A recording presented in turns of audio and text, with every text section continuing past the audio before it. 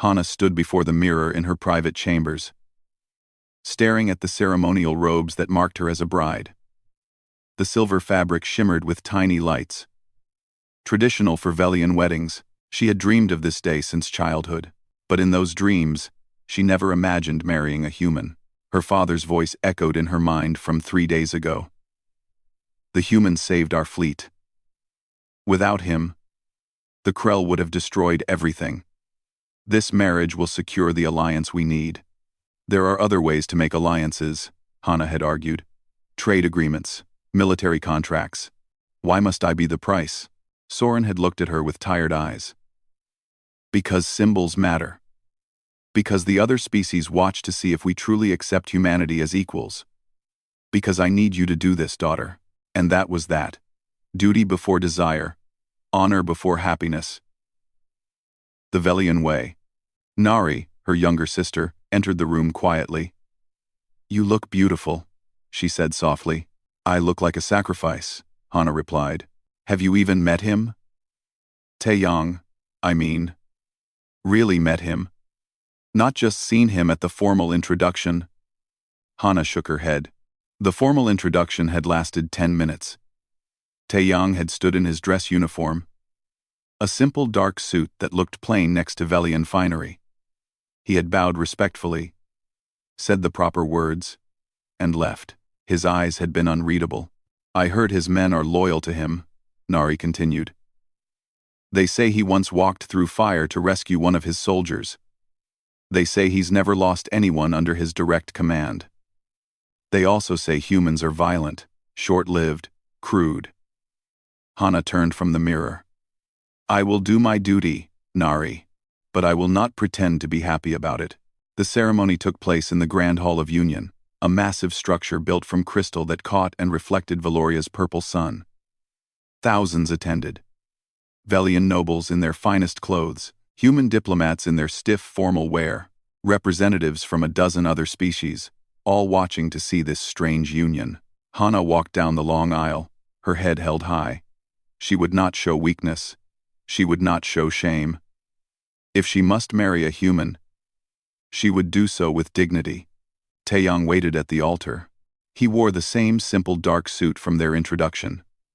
His face was calm, showing nothing. When their eyes met, Hana saw something there that surprised her. Not eagerness, not triumph, just quiet acceptance. He looked like a man walking to his own execution. The ceremony followed Velian tradition. Words in the old language that spoke of honor, duty, and eternal bonds. Hana spoke her vows clearly. Taeyang spoke his in careful Velian, only stumbling once on the pronunciation. When the officiant declared them bound, there was polite applause. They did not kiss. Velian custom did not require it. The reception that followed felt endless. Hana smiled and accepted congratulations from nobles who barely hid their pity. Taeyang stood beside her, speaking when spoken to, otherwise silent. His human crew stayed in one corner, watching everything with sharp eyes. One of them, a man named Do-yun, approached during a quiet moment. Take care of him, he said to Hana. He's a good man. Better than most.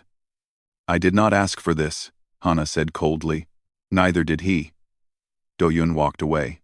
When the reception finally ended, servants escorted them to their new home. Not a traditional Velian estate, but not human quarters either. A compromise residence on Valoria's second moon, where the gravity was lighter and the air more similar to Earth's atmosphere. The house was large and empty. Their footsteps echoed on the stone floors. Which room is yours? Hana asked. Taeyang looked at her for a long moment. I was told to take the east wing. You have the west wing. There are shared spaces in the center if you need anything. Good. Hana walked toward the west wing without looking back. She spent her wedding night alone, staring at the ceiling, wondering how her life had come to this. Outside her window, Valoria hung in the sky. A massive blue-green sphere. Home. Yet she felt further from it than ever. The next morning, Hana woke early. She dressed and went to the garden, needing air and space.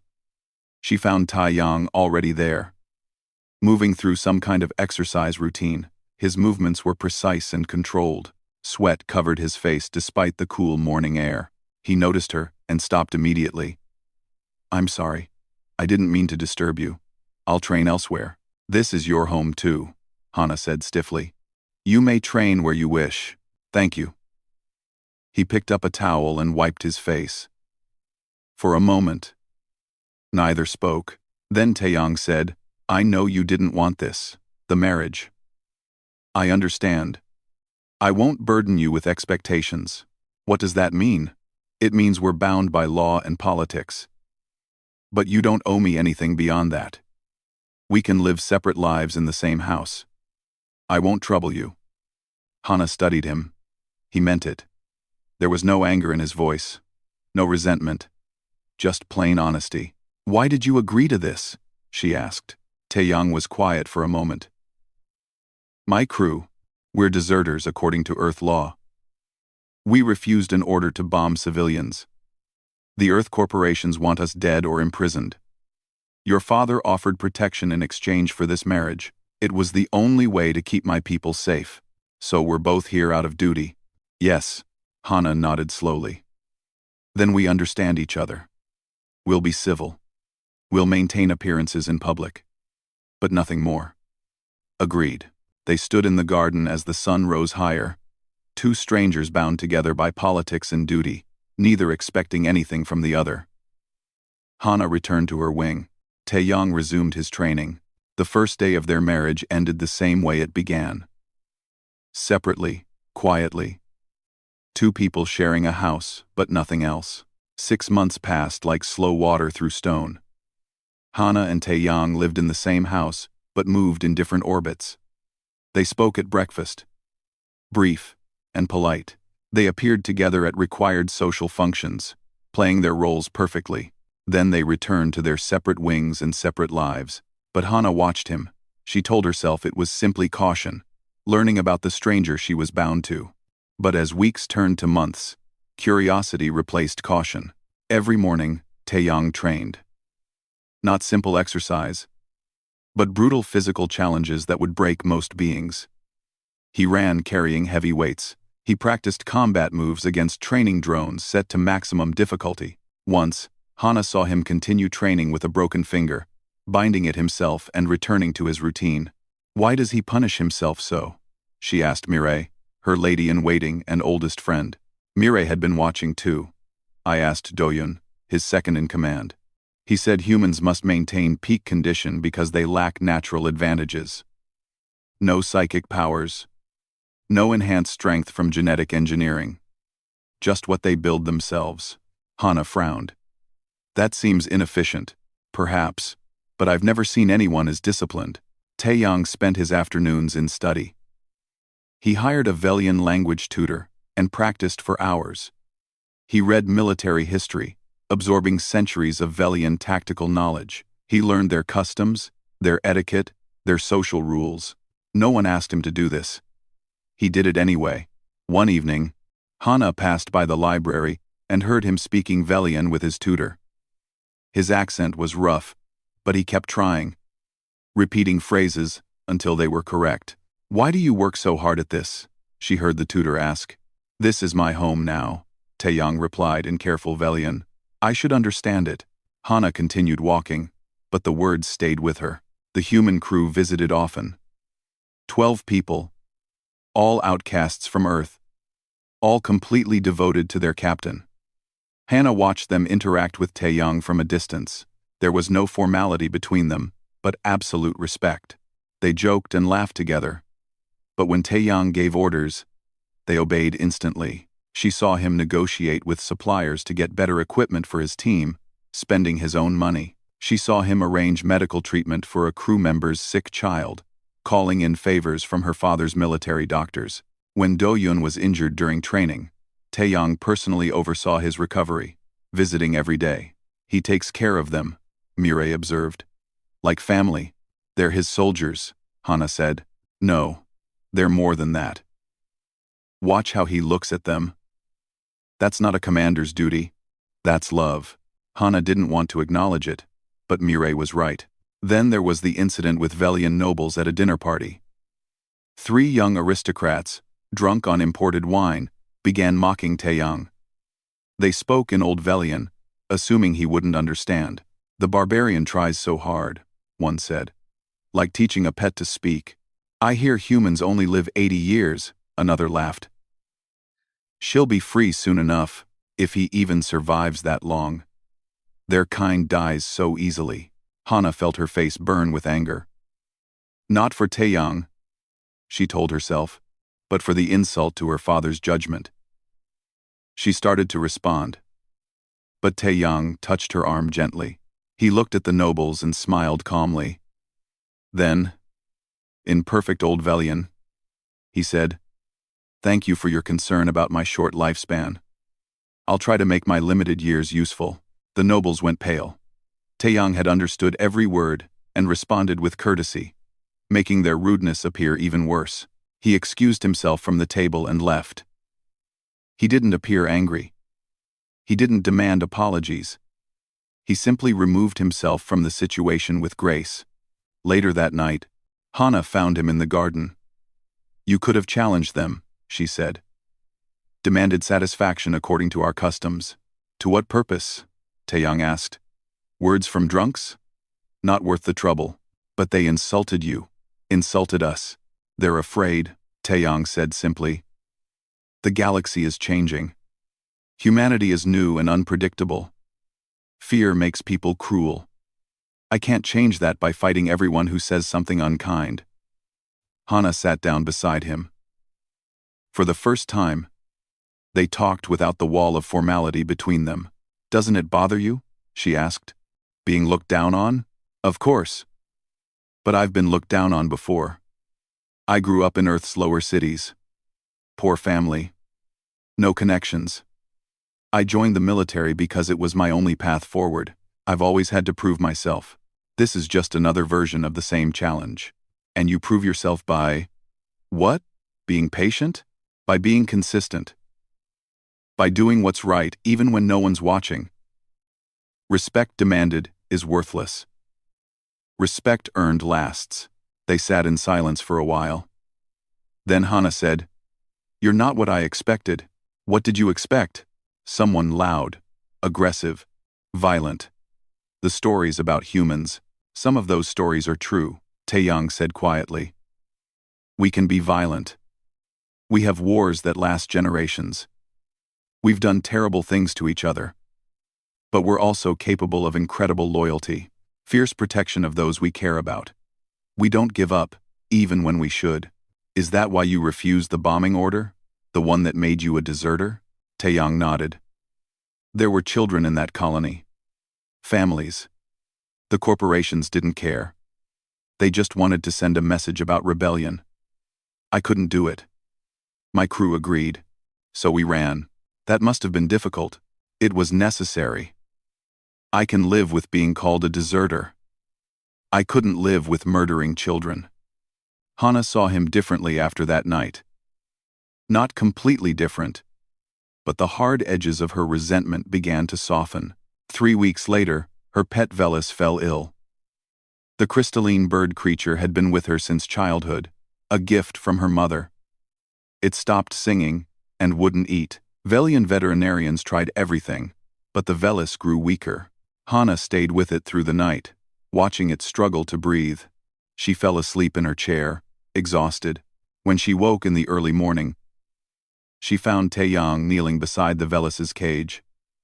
He had medical equipment spread around him and was carefully treating the creature with delicate precision. His hands, scarred from combat, moved with incredible gentleness. "What are you doing?" Hana whispered. "Field medicine?" he said, not looking up. "I noticed similarities between Velis biology and some Earth birds. I thought some basic treatments might help. I hope I didn't overstep." The Velis chirped softly. It was eating from Taeyang's hand. Hana felt something crack inside her chest. "Why would you do this?" Taeyang finally looked at her. His eyes were tired but sincere. "It matters to you. That makes it matter." She had no response to that. She simply watched as he finished the treatment, making sure the Velis was comfortable before carefully packing away his equipment. "Thank you," she said. You're welcome. He stood to leave, then paused. Hana, I know this marriage wasn't your choice, but I want you to know that I'm trying, not because I expect anything from you, just because it's the right thing to do. The emergency alert came at midnight. Hana woke to sirens and red lights flashing through her windows. She rushed to the communication console and felt her blood go cold. 3 Velian core worlds under attack. The Krell swarm had launched a massive invasion. Millions of insect warriors supported by bioships that blotted out the stars. The preliminary reports showed entire cities already fallen. Her father's face appeared on the screen, older than she remembered. All military forces are being called to service. I need every ship, every soldier. That includes your husband's mercenary unit. Of course, Hana said. I'll inform him immediately. There's more. Soren hesitated. Admiral Corvin will command the defense fleet. He's not pleased about working with humans. But we need everyone. Tell Taeyang to be ready for resistance. Hana found Taeyang already awake, already in his combat gear. His crew was assembling in the courtyard, moving with practiced efficiency. They weren't panicking. They were preparing. I heard, Taeyang said before she could speak. We'll be ready to deploy within the hour. My father says there may be issues with Admiral Corvin. We'll handle it. He turned to issue orders to Doyun, then looked back at Hana. You should stay here. It's safer on the moon. I'm going with you. Hana, this will be dangerous. I'm a daughter of the High Commander. It's traditional for Velian nobles to observe military operations. I'm going. They stared at each other. Finally, Taeyang nodded. Then stay close to me. Please. With Ride, something in how he said please made her chest tight.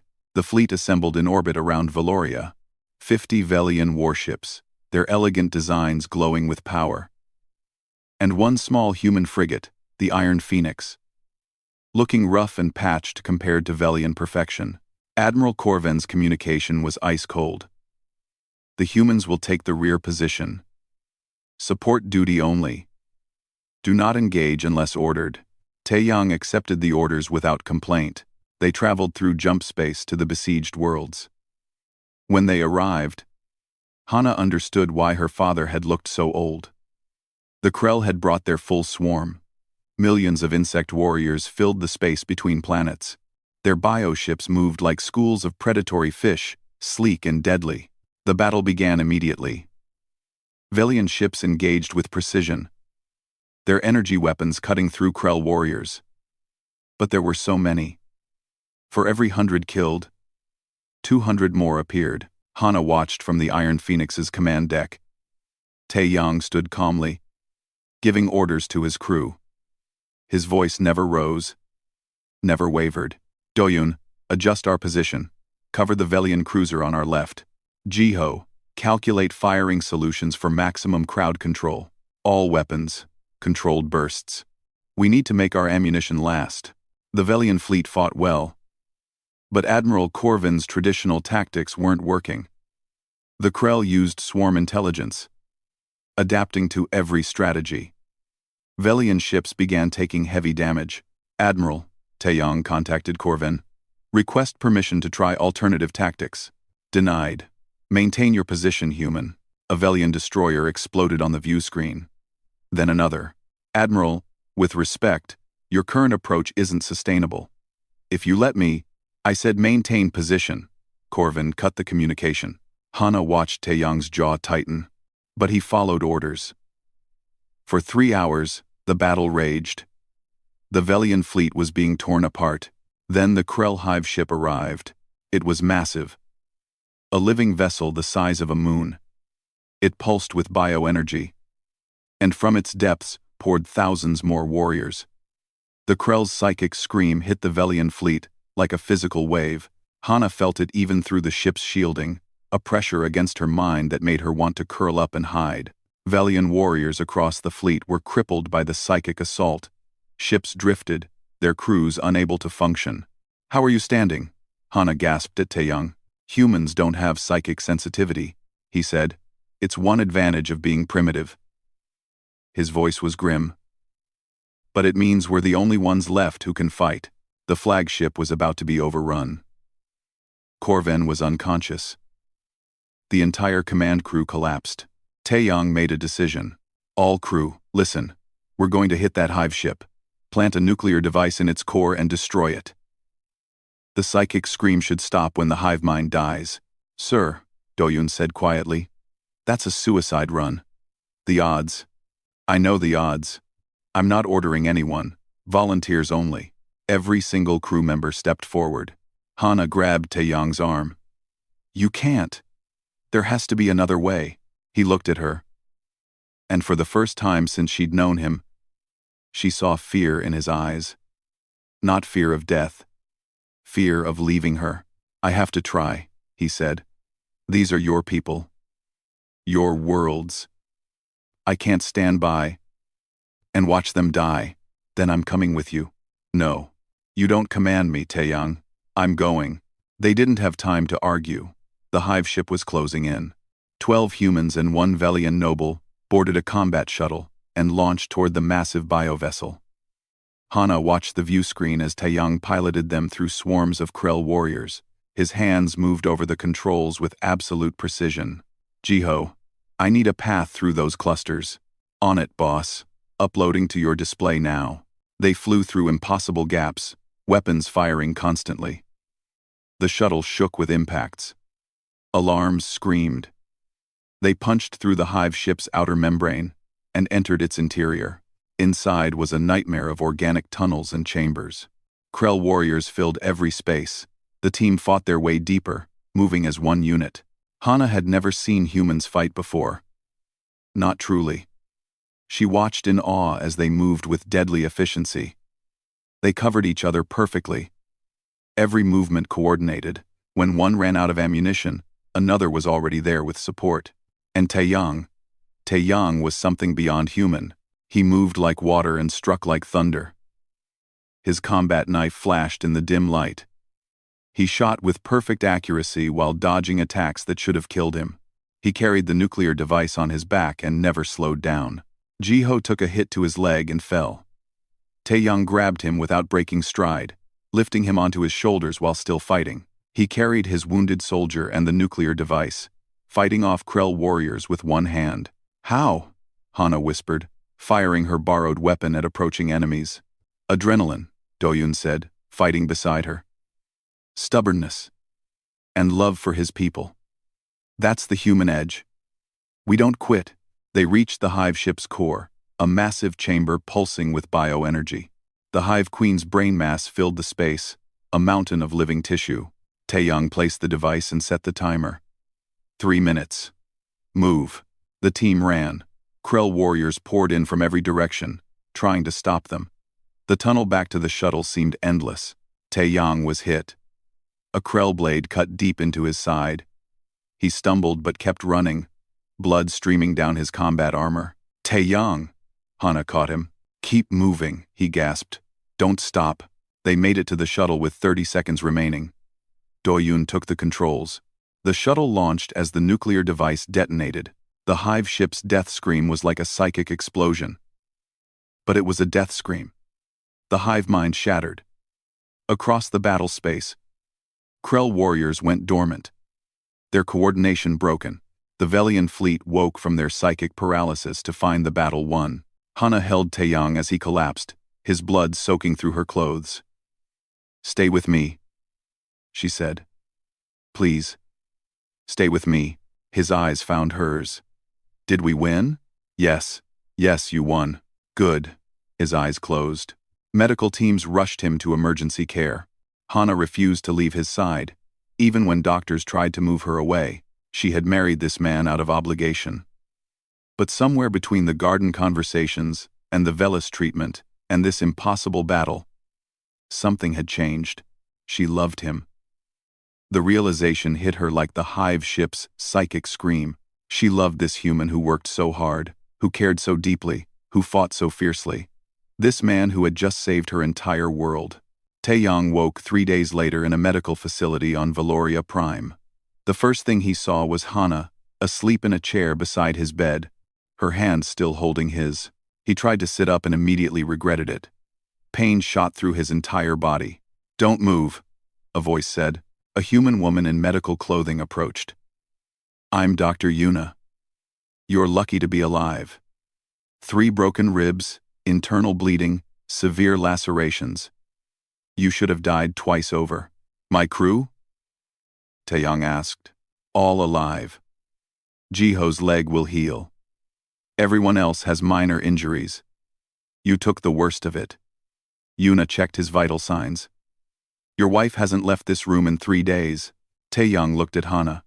Even asleep, she looked exhausted. There were dark circles under her eyes. "She should rest properly," he said. "I've told her that many times. She refuses to leave." Yuna smiled slightly. "She cares about you. Quite a lot, actually." Before Taeyang could respond, Hana stirred and opened her eyes. When she saw him awake, something happened to her face. It softened completely, showing pure relief. "You're awake," she said, then immediately stood.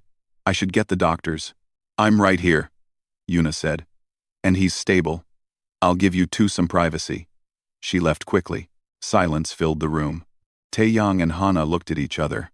"I thought you were going to die," Hana said finally. "In the shuttle, you lost so much blood. The doctors said, it was a miracle you survived." "I'm tougher than I look." "This isn't funny, Taeyang." Her voice shook. "You could have died. You almost did die. And I realized I never told you." "Told me what?" She sat down beside his bed and took his hand again. "That I was wrong about you. About humans. About everything. I watched you fight in that hive ship. I saw what you did to save us. And I understood." "Understood what?" "Why humans survive. Why you don't give up. You don't have psychic powers or long lives or genetic advantages. But you have something else. Something stronger." She looked directly into his eyes. "You have the ability to love so completely that you'll walk through hell for the people you care about. That's your strength." Taeyang's throat felt tight. "Hana, I need to say this. I married you out of obligation. I resented you for months. But you never complained. You never demanded anything. You just kept being good and kind and strong. And somewhere along the way, I fell in love with you." The words hung in the air between them. "I fell in love with you too," Taeyang said quietly. "Probably from the first time you spoke to me as an equal instead of a duty. But I didn't think I had the right to say it." "You have every right." Hana leaned forward and kissed him gently, carefully, mindful of his injuries. When she pulled back, both of them were crying. "When you heal," she said, "I want to start over, not as strangers forced together." "I'd like that." Recovery took weeks. Hana visited every day, and slowly, their conversations changed. No more careful politeness. They talked about everything. Taeyang told her about growing up poor on Earth, about his first combat mission, about the nightmares he still had from the wars. Hana told him about the pressure of being a high commander's daughter, about her mother who died when she was young, about her fear of never being good enough. "You're more than good enough," Taeyang said. "You're extraordinary. You're biased." "Absolutely. But I'm also right." When Taeyang could walk again, Hana made an unusual request. "Teach me to fight like you do." "What?" "I want to learn human combat techniques. I watched you fight. I want to understand it." Taeyang hesitated. "It's not like Velian martial arts. It's rough. Physical. You might get hurt. I trust you not to hurt me. Will you teach me?" He agreed. The training sessions became the foundation of something deeper. Every morning, they worked together in the garden. Taeyang taught her human close combat techniques, adapted for her Velian physiology. She was a quick learner, graceful, and determined. "Humans fight differently," Taeyang explained during a session. "We're not the strongest or fastest species.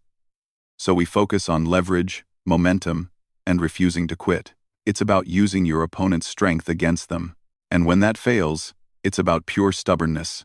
Hana practiced a throw, using Taeyang's weight to flip him onto the training mat.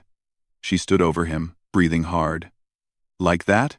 Exactly like that. He grinned up at her. You're getting dangerous. She helped him up. And they stood close, both sweating from exertion. I like this, Hana said. Learning from you. Being your equal. You've always been my equal, now you're just armed. They laughed together. And Hana realized she'd never been this happy. Not in her perfect planned life before. Not in all her years of duty and honor. Happiness had come from this unexpected place. This human who saw her as a partner. Not a prize. The war continued across 5 systems. The Krell had been pushed back but not defeated. Earth sent reinforcements, including a controversial military unit called the Berserker Corps. Their commander was a man named Minho, an old friend of Taeyang's. He arrived with 200 human warriors, all veterans of Earth's worst conflicts. You look terrible, Minho said when they met. I heard you went toe-to-toe with a hive ship. That's insane even for you. It needed doing, Taeyang introduced Hana. This is my wife. Minho studied Hana carefully, then nodded with respect. He's talked about you in every message he's sent me. I'm glad you're treating him well. He's treating me well, Hana corrected. I'm just trying to deserve him. Oh, I like her, Minho told Taeyang. You did good. The Berserker Corps was unlike any military unit Hana had seen. They were disciplined but fierce, capable of controlled violence that terrified even allied species. They had a reputation for never retreating, never surrendering, never leaving their dead behind. Are all human soldiers like this? Hana asked Taeyang while watching them train. No. The Berserkers are special. They're the ones who can channel combat rage without losing control. It's rare. Dangerous. But effective. Have you ever been like that? In battle? Taeyang was quiet for a long moment. Once. During the Hive ship assault. When you were in danger and Jiho was wounded. Something in me just let go. I stopped thinking. And just fought. It's hard to explain. The battle hymn, Minho said, approaching them. That's what we call it. When a human warrior goes beyond normal limits. Beyond pain. Beyond fear. Beyond reason. We become something more than human. He looked at Taeyang. You have the talent for it. I always knew you did. New orders came from the Galactic Concilium. The Krell were massing for a final offensive against Valoria Prime itself. Every available ship was being called to defend the homeworld. Taeyang's unit was assigned to the defense fleet. So was the Berserker Corps. Hana insisted on fighting alongside them. I'm not staying behind, she said firmly. I can fight now. You trained me, and this is my world we're defending. Taeyang knew better than to argue. Then we fight together. They prepared for the coming battle. Taeyang checked his equipment. His crew gathered around him. Hana stood with them. No longer an outsider. They'd accepted her as one of their own, whatever happens. Taeyang said to her quietly, I want you to know I've never been happier than these past few months with you. We're going to survive, Hana said. Both of us. And when this is over, I want to start our real life together. No more separate wings. No more walls between us. I'd like that very much. The fleet assembled in orbit. Velian warships, human frigates, and allies from across the Concilium. They waited for the Krell's arrival. The War Mother arrived like a nightmare made flesh. It emerged from jump space with an escort of 10,000 Krell warriors, its massive form blocking out the stars.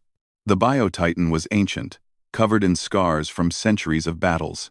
Its psychic presence alone made Velian warriors scream. Hana felt the pressure against her mind, even protected inside the Iron Phoenix. It was worse than the Hive ship. This was focused. Intelligent malice that wanted to crush everything living. All fleet units, engage. High Commander Soren's voice came over communications. Protect the homeworld. The battle began immediately. Velian ships fired their most powerful weapons at the War Mother. Energy beams that could destroy planets hit its armored carapace and barely scratched it. The Bio-Titan responded by releasing bioplasma that melted through ship hulls like paper. Minho's Berserker Corps launched boarding actions against the smaller Krell ships. Hana watched in amazement as human warriors fought with terrifying efficiency. They moved like demons, unstoppable and fearless, but even they couldn't touch the War Mother. "It's too big," Doyun said, desperation creeping into his voice. "Conventional weapons aren't working." Taeyang stood at the command console, watching the carnage. The fleet was being destroyed. Velian ships fell one by one. The War Mother's psychic scream grew stronger, crippling more warriors. High Commander Soren's voice came through, heavy with defeat. "All ships, retreat. Fall back to the secondary defensive line. We cannot win this battle." "Father, no," Hana protested. "If we retreat, Valoria is lost. Better to lose the planet than the entire species. Retreat is our only option." Taeyang's hands tightened on the console. Hana saw something in his eyes she'd never seen before. A decision being made. A line being crossed. "No," he said quietly. "What?" Hana looked at him. Taeyang turned to his crew. "Override our retreat orders. Take us toward the War Mother." "Sir?" Doyun stared at him. "That's suicide. I'm challenging it.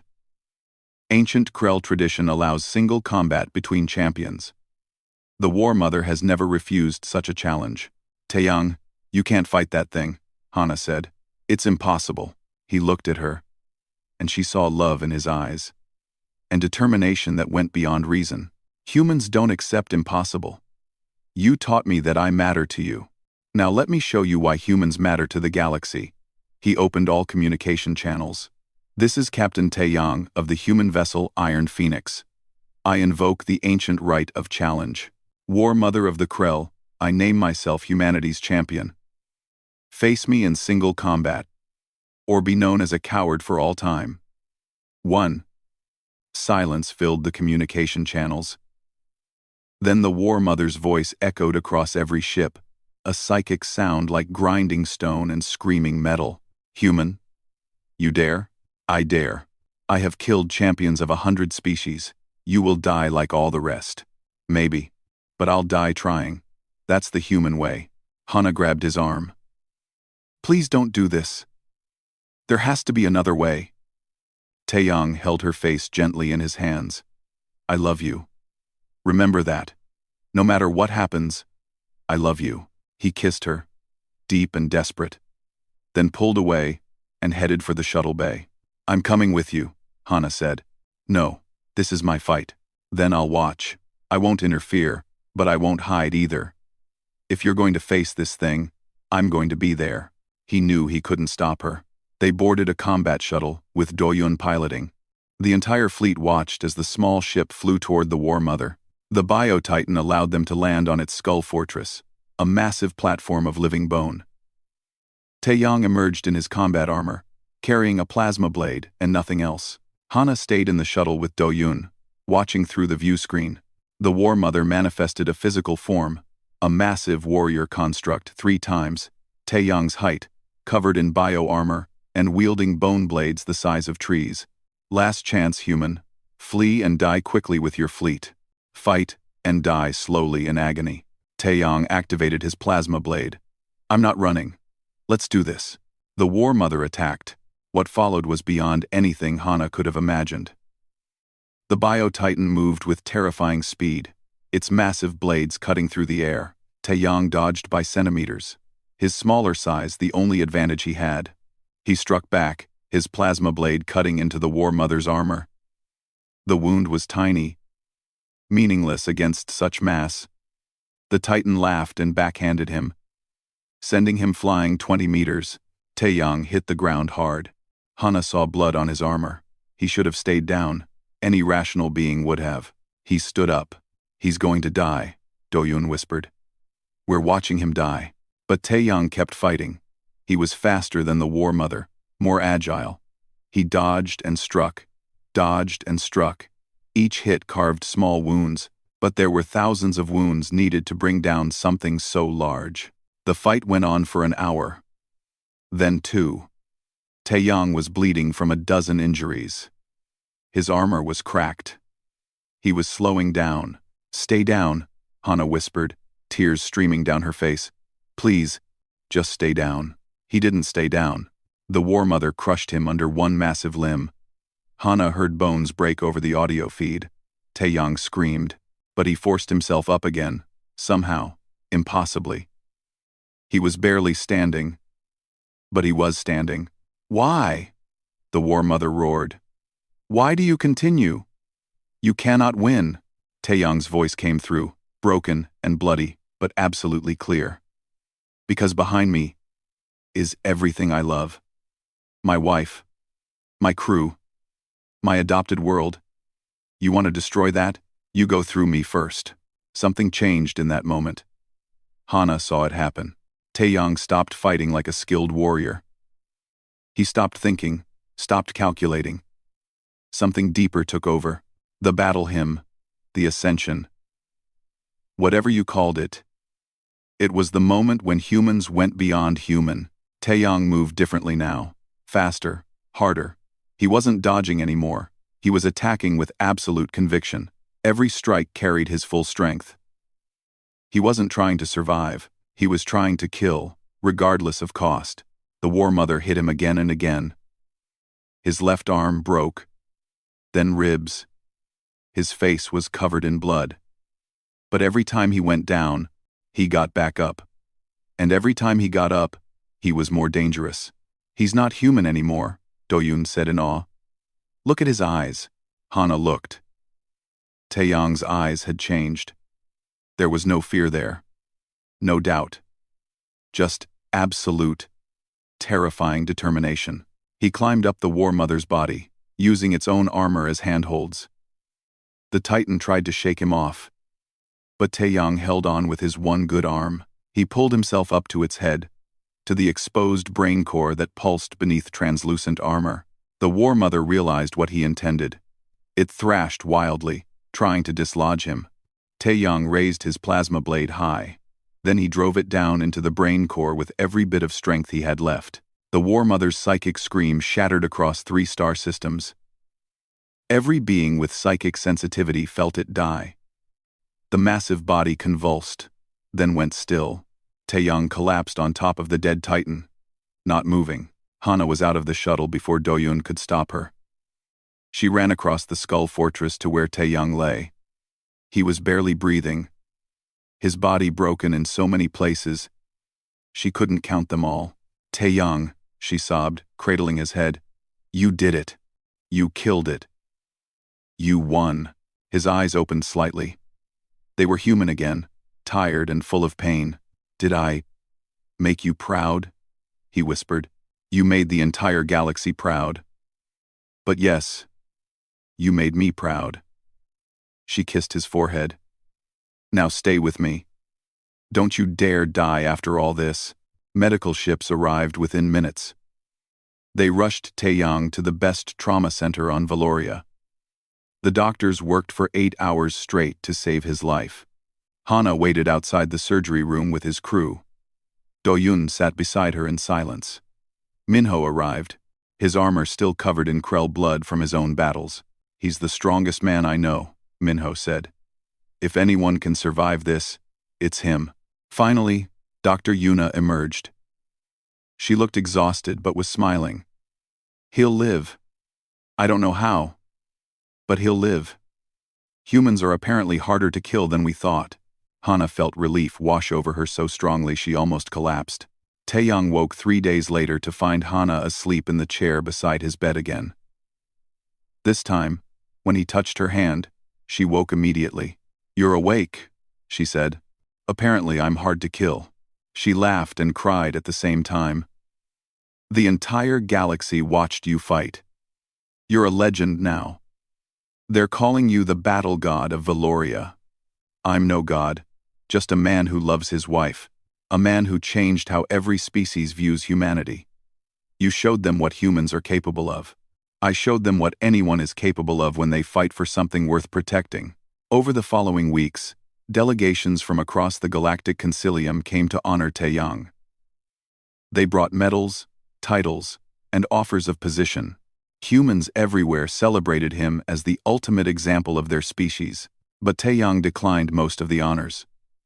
He accepted a statue in Valoria's capital, but only because Hana insisted. Mostly, he wanted to go home and heal. 5 years later, life had settled into something beautiful. Taeyang and Hana lived in their house on the second moon, but now they shared the same wing, the same room, the same life. Their daughter was 3 years old, a miracle of genetics that scientists still couldn't explain. She had her mother's elegant features and her father's determination. She was the first human-Valian hybrid ever born. Taeyang watched her play in the crystal garden, chasing the Velis that he'd saved years ago. Hana stood beside him, her hand in his. "Do you ever regret it?" she asked. "The battle? What it cost you?" Taeyang still limped slightly. His left arm had never fully recovered. He had scars that would never fade. But he smiled. "Not for a second. I got you. I got our daughter. I got a home and a family. That's worth any price. I married you out of obligation," Hana said softly. "I thought I was doing my duty. I never expected to fall in love, and I married you hoping that maybe someday you might see me as more than a duty. I never expected you to see me as an equal." "You're not my equal," Hana said. Taeyang looked at her in surprise. She smiled.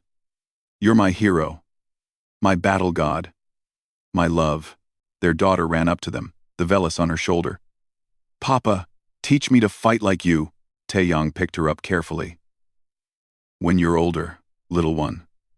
For now, just be a kid." "But Mama says you're a legend." "Mama is biased. Mama is right," Hana corrected. They walked together through the garden as the sun set, a family built from obligation that became devotion. The human who ascended to legend, the alien noble who learned to love, and their daughter, who represented a future where anything was possible. In the distance, Valoria hung in the sky, safe and whole. Protected by the warrior who refused to accept defeat, by the man who showed the galaxy that humans don't quit, don't break, and don't abandon what they love, by the battle god who was, at heart, just a man trying to be worthy of his wife's love. And he had succeeded beyond all measure. When the enemy came, they brought their greatest weapon. The War Mother. A bio-titan that had never been defeated in 300 years of galactic warfare. It was larger than any ship, a living mountain of chitin and fury. The final battle for Valoria Prime was about to begin. And in that battle, Hana would watch the man she loved transform into something legendary. She would see him become the battle god that humanity always knew he could be. But she would also see what it cost him. And she would understand that love sometimes means watching someone you care about walk through fire and praying they come back to you on the other side. "Don't you dare die," she whispered, holding his hand. "I haven't told you yet." The medical machines beeped steadily, keeping him alive. Hana stayed, waiting for him to wake up so she could tell him everything she'd been too proud and too afraid to say before. After he left, Hana sat with her recovered Velis and realized something frightening. She was starting to care about the human she had married. Not love, not yet. But something was growing, small and persistent, like a seed pushing through stone, and she didn't know what to do about it. Hana told herself this was fine. This was manageable. She would fulfill her duty, and nothing more. She had no idea how wrong she was. She had no idea that the quiet human in the garden would soon show her what humanity truly meant, that his actions would force her to question everything she believed about strength, honor, and love. But that discovery would come later. For now, there was only duty, only obligation, only the cold reality of a marriage neither wanted but both accepted. The house stood silent under the alien moon, holding two souls who did not yet know they were meant to find each other.